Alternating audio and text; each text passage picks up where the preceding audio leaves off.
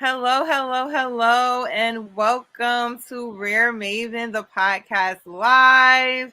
I am your host, Kareemah Muhammad, and I am here for our March edition of the podcast with our lovely guest, Abril. Oh my gosh, sup? Yes, wait, everyone. Abril, this is gonna be a showdown. So we're here. It's spring. I got the green. We got the green on. Got the You neutral. ready? And I'm welcoming Abril because she's just, she's doing it for the culture on just where I see it moving, but just on a spiritual, way. We're being pushed to have ownership. Not just ownership of our businesses and our brands, but owning the land, okay? Getting our own crops, okay? Like building our own homes. Like she is setting the tide for Black women, not only in the wellness space, but now in developing this and reclaiming, a lot of what is essential and natural to us. So before I go forward, I want to just say, April, first of all, y'all, she has a wonderful herbal tea brand where she educates women and individuals alike, but she's mostly with women who are called beauty herbs and tea. Okay. And I know last week, 6 figure Yes. in her wellness brand. But we're gonna get back to that, right? Right now we're gonna talk about the fact that she is now the Black girly farmer. And she is showing us that it's still cute to be a farmer, and it's Yes. also to put on for the culture to be a farmer. And I'm like very like excited to hear because I feel like she's setting tides, and I love individuals who like not even setting a trend, but just making it happen and bringing everyone with them. So without further ado, welcome Abril to the show. Yes, thank you for having me. Like Kareemah mentioned, my name is Abril. You can call me Abril Donea. My answer to either one of those. I am an herbalist. I'm also a farmer. I am the owner of a six-figure tea business, and I own a herbal wellness school where I teach people how to start herbal businesses. So you learn all things about herbs and how to start an herbal business as well. So I wear a lot of hats. I wear a lot of hats. I recently just became a farmer within the past 2 years, and that has been an amazing journey so far. I am on a journey to purchase 100 acres of farmland and start a female Black farming community. I already have a community of female farmers waiting for us to get this land, and I literally have been going on searches every single day to try to find the perfect land. So definitely stay tuned. That's coming soon. But that's a little taste of what I have been doing, what I have going on. It is a lot, but yes, Amazing. I'm excited to be here and share my story. Yes, I'm excited for it too. Yes, cheers to 100 acres. So we're gonna have to count down. We're gonna find out how we can get Ariel to that number today and moving forward with her. And to start us out, I just want to know, where are you from, and who was the first person to inspire you in entrepreneurship? Wow. Okay. So originally, I'm from Detroit, Michigan. I moved out of Detroit to Atlanta, Georgia in my teen years, well, my college years. I did my undergrad in Atlanta, Georgia. And then from there, I moved to LA. And I was in LA for the past 10 years before I made the bold move to move back to Atlanta to purchase farmland because land in California is expensive. I It can is imagine. crazy expensive, and it just wasn't happening there. So I just moved back to Atlanta 2 months ago. 2 months ago, just got my house. Wow, My fresh. my herbs in the back. So we're slowly but surely, starting over, and I'm the apothecary will be, up and running soon. But that is, where I'm from and where I've lived. That I've also lived in Texas and a few other states. I'm a nomad, y'all. But as far as entrepreneurship, believe it or not, I did not have a model in my life to give me, you know, what entrepreneur looks like or to inspire me to do entrepreneurship. I didn't even know it was an option, honestly. I was a person who was told to go to school and get degrees. And, you know, I held on to that idea that I needed to have a degree to feel valuable as well as to feel accepted and to get accepted by Yeah. my peers, my family, and, you know, the men that I dated. I held a lot of weight, you know, a lot of value behind that title. So entrepreneurship was never something that I thought about, honestly. And I'm not gonna lie, do not judge me for this, but this is back when I didn't know. Back when I didn't know, I didn't look, you know, that highly on entrepreneurs. I thought like, oh, you know, you probably unemployed. I'm like, okay, you don't got a real job. You know what? I was that ignorant person. I was Yeah. that ignorant person who did not respect entrepreneurs, who looked down on entrepreneurs until I became an entrepreneur and realized how much I hustle. And from there, from becoming an entrepreneur, I have nothing but respect. If you can hustle as hard as I hustle, okay, I work 24/7. Literally. Yeah. If you have my hustle, hats off. I think entrepreneurs are amazing, and we need to get, you know, more light and more recognition, especially Black entrepreneurs, BIPOC entrepreneurs, because this is not easy. Being an entrepreneur Yes. is not easy at all. You will cry. It is hard. And if you can push through that, turn a profit, and make a six-figure business, that deserves respect. So hats off to all the entrepreneurs out there. Hats off. Connotation before, but you know, I love y'all and I'm one of y'all now. And that's why we're here. You know, we're here to celebrate you and what you're doing in your work as an entrepreneur and show that, you know, what are these tools? Like, what is it like? You know, sharing any type of misconceptions. And I'll say, like, I love that word. I say a lot too now, indoctrination. And so that is key and like how we've been like raised, right? And it goes into this theme of like coming into ourselves and the work that you do. So with that, oh, we got someone saying, yes, I know where I'm getting my vegetables from. This is so inspiring. Nicole. Yes, when I get the farm, well, I'm gonna be herb farming mostly. So if you want some herbs, I got y'all. Yes, awesome. So we're gonna get into it. So first, I have a trivia question for you. So now I know you're into your herbs, so I'm glad you just mentioned that. So would you rather have a herbal farm where you could host like luxury like dinners on your farm, bringing in like any of influencers, entrepreneurs that you love to come join in with you? Or would you like to go on a tour to help other women in urban cities learn how to farm? Actually, believe it or not, that both of those are a part of my future farming business strategy. Nice. So in my business plan for my future farm, well, my portion of the farm, because I'm not going to be farming 100 acres by myself. It will be a lot of other farmers who will live on the land. But for my specific acreage, I plan on not only having an herb farm and growing herbs for my business, as well as I want to teach. I teach by, you know, by trade. I teach. I have my school where I teach. I've come from education where I've taught, and I want to continue that. So on my farm, I plan on teaching people how to return to the roots, how to return to the dirt and learn how to farm, because it was actually hard for me as a Black woman to learn how to farm. I'm like, why is it so hard to find farming classes, let alone a BIPOC centered farming classes? I want to say it's like 2 or 3, you know, the countries I knew of. And I didn't like that. I didn't like that it was so hard for me to learn how to actually farm. I'm like, you know what? I want to take what I learned and I want to give it back to people to help them know that it's okay to farm. You know, you're not a slave. You know, don't be afraid. Don't think that, you know, it's going to make you feel, you know, take you back to slavery times. Growing food is a necessity, especially now. And so my motto is to have a teaching farm. I would love to have farming immersions, bring people onto the land and give them a crash course in farming, as well as help other people who want to start farming. And I want to have other programs on the land as well. to bring people to learn about herbs and just being in the wilderness and being girly and Black, but still being outside, with the earth and camping or glamping, whatever you call it. So I do plan on doing that. It's awesome. coming. So today, if you had one to choose, would you rather do the event and have it within the farm, or would you like to go on a tour to teach?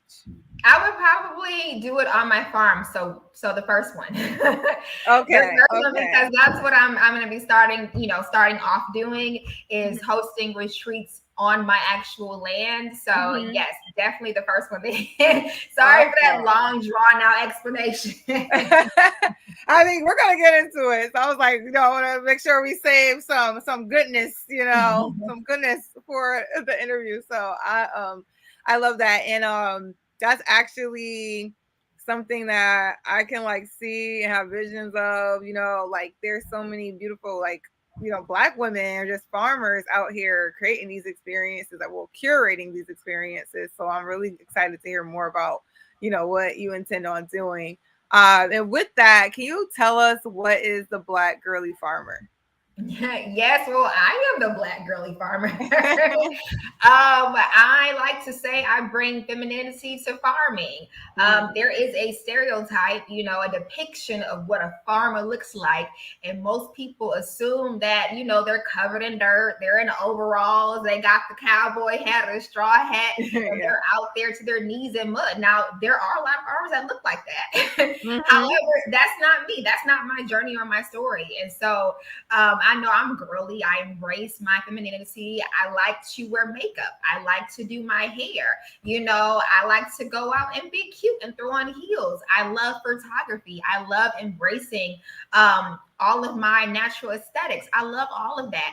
And I'm like, why can't I be a farmer and be this girly person who likes to look cute, dress up, wear makeup? I might have have some weave. I don't know, but why can't I do that? And so that's what the girly farmer, that's how it started pretty much, just documenting my journey on becoming a farmer. Just because when I told people I was a farmer, nobody believed me. Even to this day, I still get DMs from people like, "You're a fake farmer. You're not a real farmer." What? Yes, you are ignorant. All because of the aesthetic, right? What is again indoctrination? What do we have to look like? What is nothing we have to do, supposed to do? There are no boxes, So people believe that farmers, first of all, it's not a lot of, Black farmers. It's not a lot of women farmers. We're a minority as a woman, and then throw on top of that a Black woman, it's like barely there. So people are not used to seeing it, and they're used to seeing the regular image of a farmer. But that's why I'm here. I'm here to break stereotypes. I will be out on my farm like this. I might have some cleavage and some booty shorts out there, and I'll be perfect. And it's totally fine. You don't have to wear a costume to be a farmer. I can be girly, and be out there and still want to play in the dirt and still hop on a flight to Belize. And I hear that. So that's what the girly Black farmer is. And so I've been on this journey, pretty much this journey of documenting how I became a farmer. I've been helping a lot of people become farmer. People have been reaching out to me saying, "Hey, I love what you're doing. How can I do that? Can you recommend schools and books and things like that?" And so I've been, helping people, recommending those things to them that way, as well as just showing them that you can learn these things and be feminine. So I'm taking woodworking courses. I just actually this past weekend, I did a woodworking and carpentry course. I'm going to be taking a tiny house building course where I will learn how to build a tiny house. I bought my first power drill last month. I've been drilling stuff and wow. And strong and all of that too. So we can embody it all. You can embody that strength. You can embody femininity. You can be fierce. You can be fly. So that is all encompassing. I love it. I love it. And I just put up actually a post. Nicole H said, "Yes, we can be fly farming. We can make some cute overalls and straw hats too." Exactly. Why gotta be ugly out there milking the cow? No. Awesome. So I want to know, like, what was your eureka moment? So, like, what made you say, like, I want to farm and just drop it all and come to Georgia and, and just make this happen? Like, what was that moment for you? The moment where I decided that I wanted to grow my own food was 2020. So March 2020, when the pandemic first happened, and I went into grocery stores and I did not see food that I ate on the grocery shelves. And I'm like, never again where I be in the position where I cannot feed myself or my family. And I didn't know where the pandemic was going, but I'm like, you need to learn how to be self-sufficient. You know, if the zombie apocalypse happened, you need to know how to survive the zombie apocalypse. So I began my journey of farming based off of that. And then my business was doing well. And I'm like, you know what? I would love to source my own herbs. I'm buying herbs from all over the country and I have no idea where they come from. I would love to be able to say I produce, my herbs that are quality. So it was a combination of those two things, the pandemic and then me wanting to expand my tea business and grow my own herbs. Beautiful. I love that. I was gonna say, like, I had the same sentiment and it's like so much synergy going on, but it was more of like, okay, the grocery store shut down. What do you really have for yourself? What do you know how to do as well? Not even just, it was like, okay, what if the freezer shuts down? What if electricity goes out? Like, do you know what can sustain you like for a time? It's just, and not even what can sustain you, what's actually good for you. Because some of the things that can be stored for a while are not sometimes necessarily good for you. So it's just the fact of just knowing that if it had to be done, you can do it, on your own, and you can have healthier options. So I definitely like commend you on taking that step to want to make, that change. And to some people it's like, what? Well, things are back to normal, quote unquote. But it's like, no, this is actually exactly right. But some think that it's normal at this point, but it's really like, no, we've evolved. Like we know better, right? So you know better, you do better. You want to, invest in more for yourself and your family. So I definitely commend you on that. And I want to know, like, what were some of your challenges in starting your farm? Like, I know you have this goal for 100 acres, but even coming to like farming, and like I know I've done some urban farming, and it's just like, even I don't know, digging, like sourcing the time of day, making sure your crop seed, when to harvest. Like, what has been some of the challenges you say you face when it comes to farming? Well, I don't own land yet. I do want, everyone to understand that I am a farmer, but I don't own land. So I farm in community gardens as well as I volunteer at a lot of local farms. I just have a house so I can start urban farming in my backyard. Nice. But I say that to preface that there is no certain way that a farmer, should look. You don't need land to start farming. According to the USDA, as long as you have a farm number and you make at least $1,000 from profit from whatever you grow, you're a farmer. So you can start growing food in your backyard. And if you sell that and make at least $1,000, according to the USDA, you are a farmer. So even though I don't own my own farm, I'm in the process of doing that now. I still consider myself a farmer. And a lot of the times I use gardener and farmer interchangeably, but I have met that $1,000 threshold. So that's great. Nice. As far as challenges for me, honestly, I'm in the process of trying to purchase land so I can start my farming business. And the major challenges I've had was accessing funding to actually purchase the farm. And that has been a journey, to say the least. One of the reasons why I actually started my herbal wellness school, the tea business school, was because I wanted to raise the capital to purchase my farmland, because I kept getting denied from banks left and right. I was applying for mortgages, for loans for over 2 years, and they kept denying me. If you're unfamiliar with how mortgages work, they're not set up for entrepreneurs. They're just not. If you are thinking of being an entrepreneur, you want to buy the house first while you have your 9 to 5. Once you quit that job as an entrepreneur, it's hard. It's hard because, number one, they want to see a track history. So they want to see 2 to 3 years of your entrepreneur income. I didn't have that. They also want to show that you see that you make income. As entrepreneurs, we write everything off. So we try to see that we make the least amount of money so we don't got to pay $20,000 in taxes. So it was a combination of those things. I didn't have check stubs. I was a new business owner. And I'm like, well, hey, I'm making money. I can show you, that I'm making money. And they didn't care. So I kept getting denied literally every other month from every other, bank or whatever institution. And so I told myself, you know what? I don't take, first of all, I don't take no as an answer. I am the queen of make it work. Okay. Make it work. I hear that. Okay, that's not a no. That's a how can I get this money and change this? So I thought I want to raise the capital for my farm on my own. I tried a few things and I actually said, well, you know what? Start a course, put a course out there that can help you raise the capital. And that started my tea business school. So it was a combination of things. And from my tea business school, let me show you this testament. From my tea business school, I was able to raise half the capital just off of the courses, took that back to the bank. I still don't have W-2s. I still only been in business for 2 years. And I should not have been, approved, but I took just my bank statements.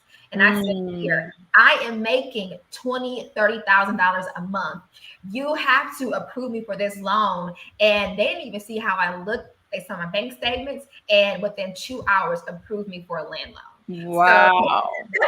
So, wow. Statements alone. So that is a testament for you that like I said, I will get things done.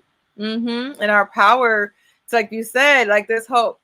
Again, it goes back to that word, indoctrination. Like what we might formerly think is, oh, I got to go get that loan. I got to go do it this way. And we're really like, no, like you go for yours and you can make it happen. Like there are certain gifts that we are given that we can use to seed into something more. You just start with that base, so that's beautiful that you put that faith in your, in your abilities instead of waiting. Like you said, you went for it. So that's a great tip. And that goes into our next question. Like, what are your tips when it comes to farming? I want to know with farming too, but also with that, like people out here who want to build a wellness brand. Oh, that's two big questions. Which one should I do first? Like you could do like one tip each. You could do one tip for each area. As far as farming, I'm a new farmer. So as far as tips, as far as what, learning how to farm, because that's where my area, whatever it comes to you, like something that's really helped you that you feel like can help another woman, particularly a Black woman, when it comes to wanting to farm. That could be literally from like seeds, like what to find, like whatever you feel like has brought you value, If you're looking to learn how to farm and you don't know where to get started, the best tip I can give you is get out there and volunteer. So if you never farmed before, you don't know how to grow anything, just Google local community gardens, Google local farms, and volunteer. That is how I learned a lot. I learned while volunteering. Volunteering while learning is kind of my, I don't say mission, but that's kind of how I learn, and that's how I help other people, and I express to them, get out there and actually start volunteering. I also enrolled in a program as well, but the hands-on, I learned a lot from going to local community farms and community gardens and farming. And so that helped me with the hands-on piece. But take a course. Let it be hands-on, but you can take a course, you can take something online, but that in-person piece is essential. Beautiful. I love that. That is something last year I started to do, and actually was able to find a friend who is a more experienced farmer who you could pair up with. So that's a great thing in community farming, because you meet so many other people with different experiences, whether they're entry, they've had years, they might own their own lands. Yes. So you find like that community. So I love that aspect that you touched on with volunteering, because it opens, so much more doors to learning more, and also just finding out what you're truly into. Like you said, you're more focused on the herbs right now, so that's amazing that you made that point. And also I love, like, we're here, we're RareMaven is a big thing about like content, and I see that you're big with video. So I want to know, as far as like building your brand, the Black Girly Farmer, like how has content, whether that's being on podcasts or video, or if you've done any events, like talk to us about like how the content helped build your brand. Well, my main brand is Beauty Herbs and Tea, and the Girly Black Farmer is kind of under that. So I'll talk about Mm-hmm. my main brand, which is Beauty Herbs and Tea. Okay. And honestly, the reason why I believe that I have garnered the amount of success that I have right now is because of social media. And in Mm-hmm. particular, it's because of YouTube.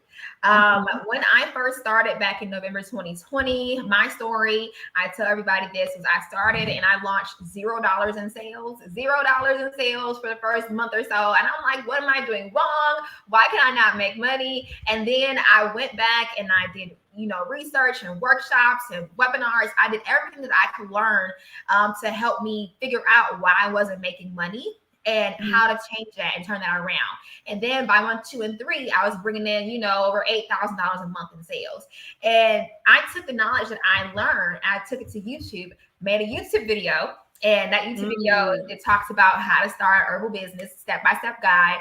That video went semi-viral, got like 40,000 plus views on the video. Wow. And that propelled my brand. From there, I was getting calls left and right for consultations. They're like, hey, sis, I saw you did it. Can you show me how to do this? Because in this space, there was nothing like that in Mm-hmm. this space, to teach someone how to become an herbalist or Yeah. how to start an herbal business. And so I was fortunate enough to be in a space that was very niche, that was underrepresented when it comes to people that look like me. And Mm-hmm. so I was able to, I think that's the reason why I excelled from that. And so from there, it's just been amazing. Like most of my clients come from YouTube. So I Wow. do a lot of YouTube videos. I'm trying to stay consistent. I'll do like Yeah. 1 to 2 videos a week. Okay. Cool. I don't make money per se. I mean, I make Mm-hmm. some change. I am monetized, but I don't make the bulk of my money from like YouTube ads, but I Mm-hmm. get a lot of referrals from YouTube. And so I'm Mm-hmm. always plugging my products in my schools and things like that. And then that helps me generate a lot of income. So I have half coming in from Instagram and then the other half coming in from YouTube. So social media Beautiful. has been really instrumental. As far as Instagram goes, I'm not as active as I would like to be. Like I'll probably post a few times a week, but I do believe if you want to grow, you have to be posting Instagram reels daily. And I've Mm-hmm. done, similar things where I've given myself an Instagram challenge and I've done it and I've seen the growth, but I don't Yeah. have time for that. I Yeah. really don't. Yeah. So I stick to what I know. I rather grow organically than, getting like 30,000 followers from a couple reels. And it's possible, but Mm-hmm. that is not my strategy because I don't have the time. So I Yeah. stick with my YouTube. I'll do a reels here or there. I post a few times a week, and that's pretty much my Instagram strategy. Beautiful. I love that. Like I think like it's a great point too in there. One, more of the long form, right? So having those videos that are longer form, people have more time vested, get to know you, your personality, instead of like these snapshots. And it's YouTube, so you can build almost like a series.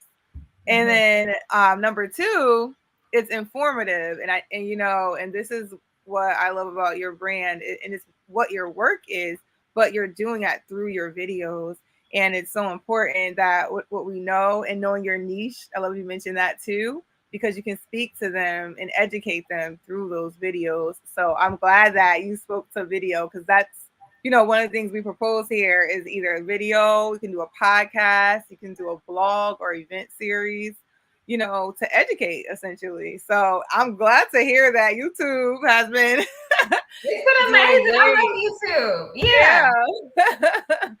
So, because with the searches, so that's a beautiful thing. Thank you for sharing that.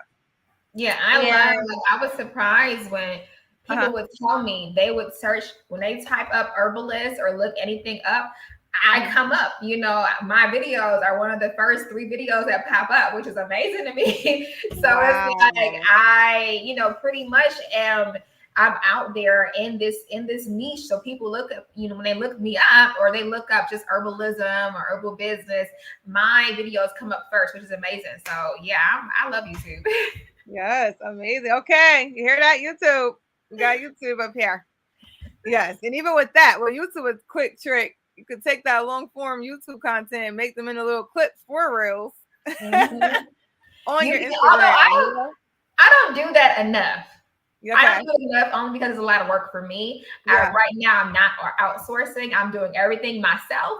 So Yeah. it's hard for me to take a clip and then edit it and upload it. I will do it sometimes. But if you have a video person, a content creator person that can do That's that us. for That's you, us. okay, yes, do that. Because when I tell you that saves you a lot of time. It Yeah. really does. I wish I had somebody to help me. I would be putting Yeah. out way more content because right now I'm literally doing everything myself. I am recording, I'm editing, I'm doing this. I am the CEO, the secretary, the treasurer, the social media editor. I literally am everything. And it's Yeah. so if you That's the need help, solopreneur life. that Well, is we're revving up getting some editors down for RareMaven that you can like reach out to because and that anyone online because that does take that time and energy. But the fact that again, the basis of it is that you're able to tell your story and what speaks to you and your niche, so you can push out that content so fast. So this is incredible that you mentioned that because some people get caught up in what do I say, what do I do, and it's like you literally talk about what you know, and it doesn't have to always be like the perfect commercial looking, it could be right in a setting that Abril is in right now, so I'm glad that you put that out there and you see most of your, clientele will have you said come through that avenue. So I'm glad you mentioned that. But I have a question from one of the audience members. She's asking Nicole H, are there grants for farming? Yes, they are. There are grants for farming, but when I speak to grants, it's not. I don't want to say the most positive, but grants are hard to get. They're hard to get. I actually have been applying for grants for this whole past year, and it's just really, really hard to get. There are a lot of grants available for BIPOC farmers.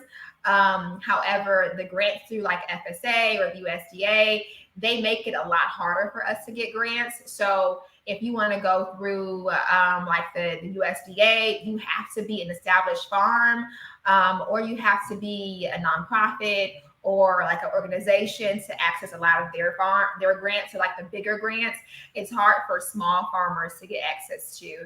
And then as far as new farmer grants, it's kind of non-existent, honestly, to be able to get funding for new farmers. It's very, very hard. I don't want to like discourage anybody, but I have literally been trying to get grants left and right. I applied for a grant today and got denied. However, there are grants available. It depends on how your hustle and how your search is and what you are doing to find them. A great grant resource that I like is called helloalice.com. They have a lot of great grants and I believe it's for mostly it's for women, honestly. And so what I love about them is that you can apply for a grant by just answering a few questions, like in sentence format. You don't need the traditional grant format, so it allows you to apply for more grants at one time.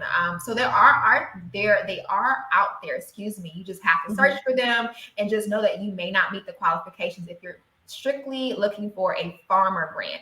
However, there are other grants that you can try to apply to, as well as look into your local SBA office, Small Business Association office. They will also have grants that you can apply for as well. Beautiful. Thank you for that. And I would like to know, why do you think it's important for Black women specifically to get into farming?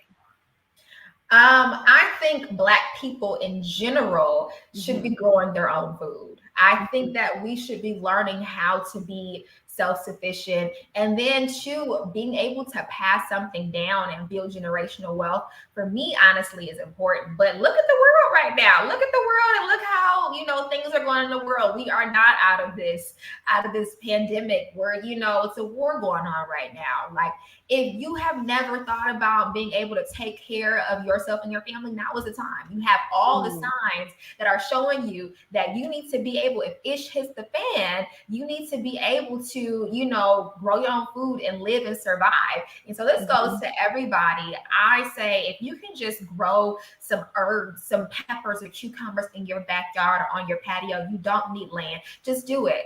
Just start it. Because what happens if there's no more food in the grocery store? We're going through food shortages right now. So what happens when, you're unable to find the food, you're unable to find this, who are you going to turn to?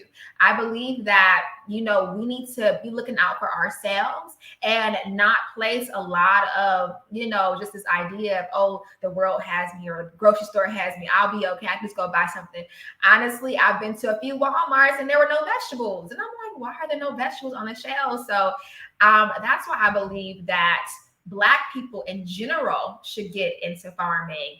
As far as Black women, it's not a lot of us. We're a double, triple minority when it comes to farming. And I think that it's amazing when it comes down to just being able to homestead. And if you are that kind of person that, you want to be taking care, of the house and things like that, it's an amazing skill to have, to be able to grow your own food and pickle your own beets or vegetables, or go outside and pick some avocado from this tree or get an egg from the chicken coop and make your own breakfast. I think it's a really dope skill to have. Beautiful. Yeah, I think that it's almost like it's tapping into who we've already been. Yes. It's almost like this like alignment spiritually, like coming. Like I've actually spoke to a chef that recently was on the podcast. And also just watching High on the Hog. I don't know if you saw that on Netflix. Speaking to like just the history of Black food in this country, but how we did prepare, how we did use a lot of these different herbs and fruits and veggies. We grew them, we made them, we shaped, American culture, with that. And it's almost like, especially within the South, and I'm glad you mentioned Georgia, just almost like getting back to that, and understanding like who we've been and what we've known. So I do think it is a beautiful time. So I'm glad to hear, that this is, definitely a skill that we're all getting, but it's also almost like reclaiming what is there and being, like you said, self-sufficient, but more like with the ownership, owning who we truly are. So I love that. I love that. So I was going to ask you too. So we're winding down. Like, what is like a quote you live by? Like, what's something that really gets you going, that inspires you?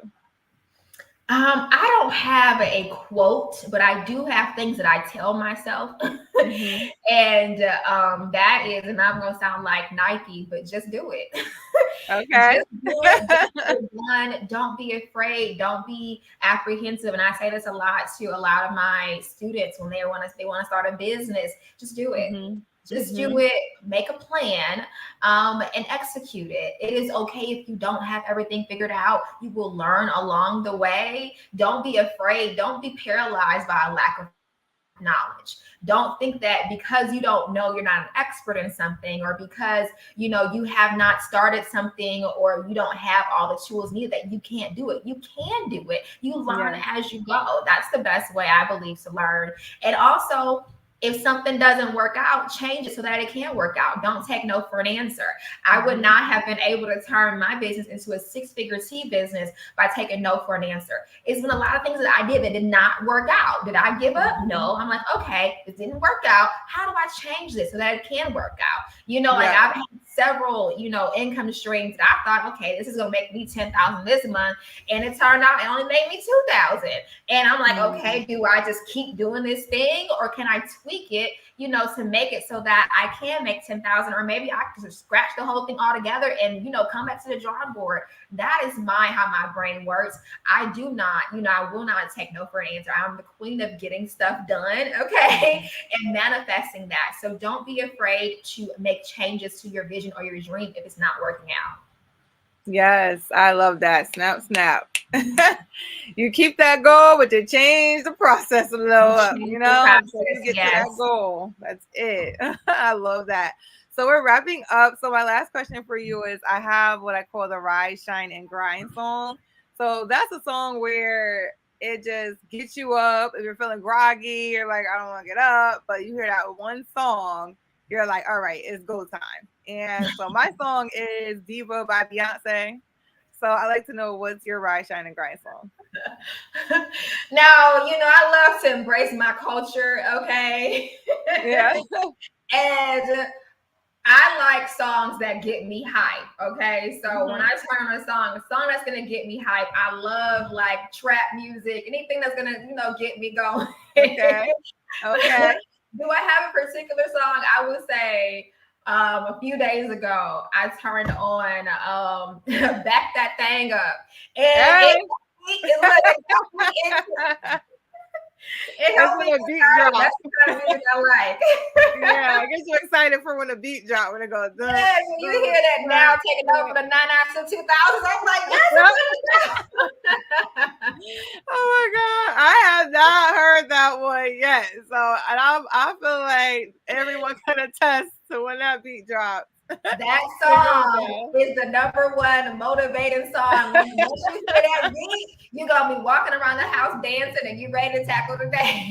Yes, I like that. You got me want to play that after we log off of here.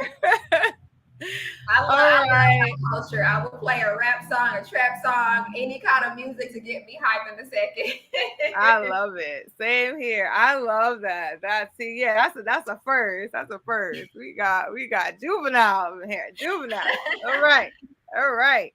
Well, thank you so much, Abril. This was a beautiful interview. I am thankful. I feel like there's so much more that we can talk about, but I do want all of our viewers to know where to find you so that we can keep in contact with you, up to date on your farm and how we can seed and support as well. So please let us know how we can find you and stay connected.